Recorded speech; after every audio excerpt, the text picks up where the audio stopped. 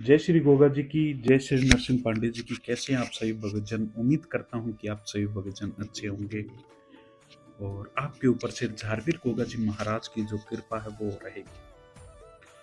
हम आप सभी भक्तों को एक वीडियो में बताएंगे कि अगर आपके ऊपर देवी देवता की सवारी आती है तो आपकी मुक्ति कभी नहीं होगी। ऐसा मेरे पास यानी कि एक बार नहीं हजारों बार ये सवाल आए हैं कि क्या देवी देवता की सवारी किसी पुरुष के ऊपर, किसी महिला के अंदर सच में आती है, या सवारी सच में होती है, या ये पाखंड है। तो मैं आप सभी भक्तों को बताऊंगा कि सवारी क्या होती है, क्यों आती है, कैसे आती है और कैसे भक्तों के काम बनते हैं।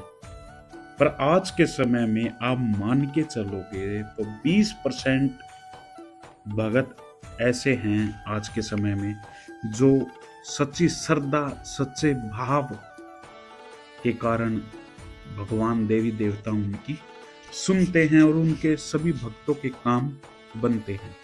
पर जो बाकी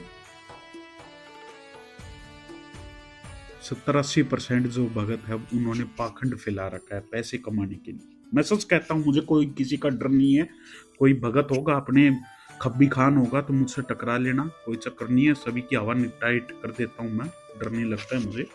और ये पाखंड आज के समय, आज का एक बिजनेस बन चुका है। हर एक मंदिर में जाकर देखोगे तो आज के टाइम में ये बढ़िया पैसे कमाने का धंधा है। तो इससे यानी कि काफी भक्तों की, यानी कि मैं जो ये पाखंड वालों को बताया हूं ना, उनके लिए है कि उनकी मुक्ति कभी नहीं होने वाली। उनके ऊपर जो ये वो कहते हैं ना, मेरे ऊपर गोगा जी आते हैं, मेरे ऊपर खाटू श्याम आते हैं, मेरे ऊपर बालाजी आते हैं, उनकी मुक्ति कभी नहीं होगी, क्योंकि ये मैंने सिद्ध महात्मा से मुझे पता चला है। और यानी कि जो सच्चे भगत होते हैं, सच्ची सवारी आती है। सवारी का मतलब क्या होता है? सवारी का मतलब होता है कि भगवान का भाव आना, उसकी श्रद्धा, उसकी सच्चे मन से पूजा अर्चना करना।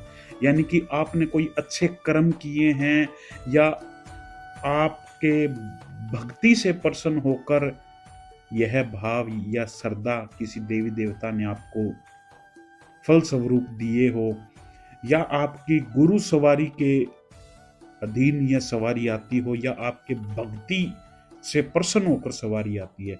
सवारी आती है तो बहुत कुछ बताती भी है। उसको मैं सवारी तो नहीं कहूंगा, मैं उसको भाव कहूंगा। यानी कि एक हमने किसी देवी देवता को सच्चे मन से पूजा पाठ की, उसे प्रसन्न किया, उसे अपनी भक्ति से रमाया, उसके भाव से प्रसन्न होकर हमें ये सवारी मिली, हमें ये भाव मिला, जिससे आज हम सभी भक्तों का कल्याण कर रहे हैं। क्योंकि देवी देवता भी हमें ऐसे, यानी कि भक्तों से, यानी कि ऐसे भगत सुनते हैं देवी देवता भी कि ये भगत मेरे लिए सभी भक्तों का कल्याण करेगा। तो इसके ऊपर भाव आना बहुत जरूरी है। पहले ही बता देता हूं, देवी देवता या गोगा जी या नरसिंह पांडे जी है, ये कभी भी नहीं आते हैं। इनका भाव आता है शरीर के अंदर, और उस भाव में भक्तों के कष्ट करते हैं, कल्याण होते हैं, और सभी भक्तों की, यानी कि जो भी वो मांगते हैं वो उनकी पूरी होती है। यानी कि ये आप एक भाव कह सकते हो और एक आप ये आशीर्वाद भी कह सकते हो।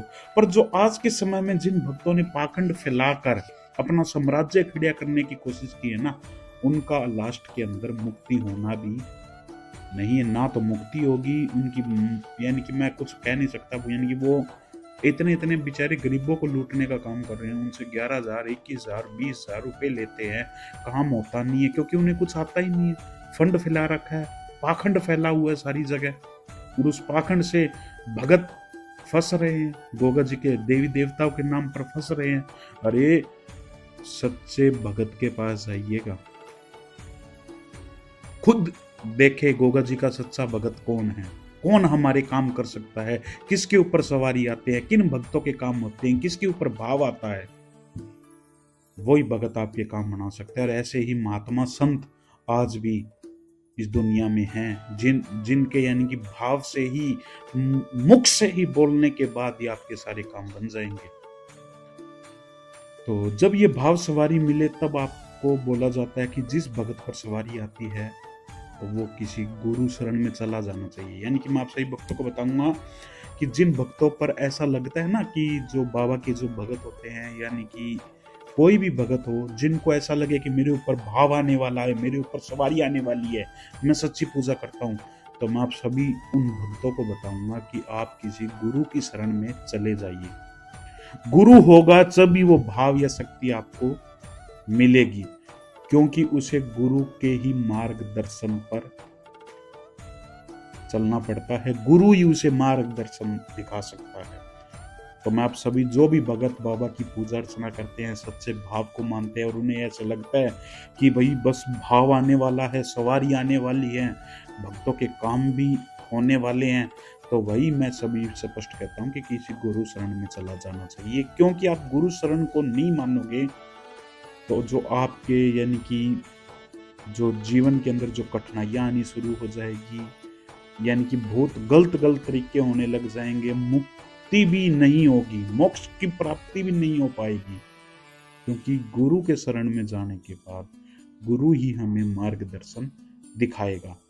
मैं आपको एक उदाहरण देता हूं कि आप यानी कि किसी भक्तों के काम नहीं होते हैं, बार बार मंदिरों में जाकर देवी देवताओं की पूजा कर कर थक गया है, तो वो क्या करता है, वो यानी कि करता है कि किसी भगत के पास जाता है कि मेरा ये काम नहीं हो रहा, ये काम बना दे। तो भगत उससे क्या करता है, 1100, 2100, 5100 रुपये कुछ तो लेता है।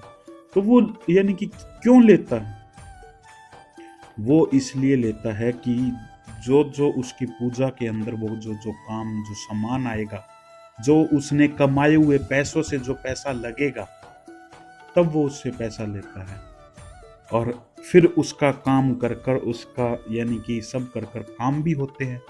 पर इसके अंदर आज के समय में मैं आपको एक बात बताऊं, इसके अंदर पैसा ले लेते हैं 11,000, 5100, 2100, गरीब की कमाई से पैसे ले लेते हैं और करते कुछ नहीं है, आपके ऐशो आराम में खर्च कर देते हैं और लास्ट में उसी भगत को कह देते हैं तेरा काम नहीं होने वाला, बाबा तुझसे नाराज है, तेरे को मंदिर में जाना पड़ेगा, तेरे को ये चढ़ाना पड़ेगा, तेरे को ये चढ़ाना पड़ेगा। अरे उसने जो 11,000, 5100 रुपये दिए थे वो तो तुमने खा लिए, और वो जो 1100, 5100 है वो आपको खतरनाक कर देंगे, वो आपको नुकसान कर देंगे। आपका पैसा है वो ही उनको मोक्ष की प्राप्ति नहीं दिलाएगा, वो ही मुक्ति नहीं करेगा। तो मैं सभी से यही कहता हूँ, जो सच्चे संत है, जो सच्चे महात्मा है, जो सच्चे भगत है, बाबा को मानते हैं, उनके पास ही जाकर अपने आगे का मार्गदर्शन कीजिएगा, पाखंडियों से बचिएगा। मैं तो यही कहता हूँ, और मैं तो यही कहता हूँ कि ये चीजें छोड़कर आप श्री गोगा जी की शरण में आ जाइए, भगवान गोगा जी को सच्चे मन से पूजिएगा, सारे काम बनेंगे, सब करेंगे। बस पूजा अर्चना करने का सही तरीका आपको मैं बताऊंगा, मैं आपसे पूजा अर्चना कराऊंगा। आप जो भी सवाल है कमेंट के अंदर हमें दीजिएगा कि आपको यानी कि जिन जिन भक्तों को पूजा अर्चना करनी है, मैं वीडियो बनाऊंगा आप सभी भक्तों के लिए। बस जागरूक बनिएगा, किसी बहकावे में मत आइएगा। आज के समय में, आज के कलयुग के समय में कोई किसी का भला नहीं चाहता है, बस अपना ही भला सब करते हैं। तो बाबा के इस जुड़िएगा, चैनल को सब्सक्राइब करिएगा, हर एक जानकारी आप सभी भक्तों को मैं दिलाऊंगा। तो आप सभी भक्तजन जुड़िएगा। वीडियो अच्छी लगी हो तो वीडियो को शेयर कीजिएगा, और जो मैंने बात कही है उसमें से आपको कितना सच लगा हो तो कमेंट के अंदर जरूर बताइएगा। जय श्री गोगा जी की, जय श्री नरसिंह पांडे जी।